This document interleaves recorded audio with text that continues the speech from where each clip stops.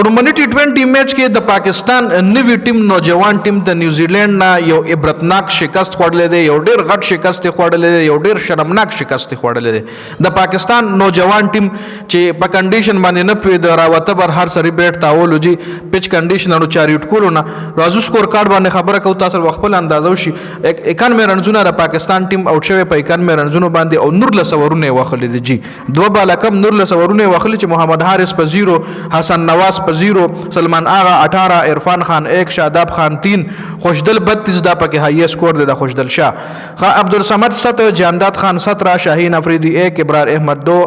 محمد علی 1 جی د نیوزیلند طرف 3 وکټ جیمیسن اشتلی دي 4 وکټ جیکب ډفی اشتلی دي 1 وکټ پکې زکار فالکس اشتلی دا 2 وکټ پکې اسو دی اشتلی دي جی د پاکستان طرف خو چا وکټ صرف ابرار یو اشتلی دا او دا سکور ډیر په اسانه باندې نیوزیلند بیټسمنانو چیس کړی دی صرف یو اوپنر ټامسی فورد اوټ شو په 29 بال 44 رنزونه د جوړ کړی دي فن ایلن 17 بال 19 ټیم رابنسن 15 بال 18 د پاکستان طرف شاهین افریدی 2 اور 17 رن ور کړی محمد علی 3 اور 25 جانداد خان 1 اور 16 ور کړی دي ابرار 2.1 کې 15 یو وکټ هم پکې اشتلی دي شاداب 2 اور 18 ور کړی دي اور وکټ یو هم نه اشتلی جی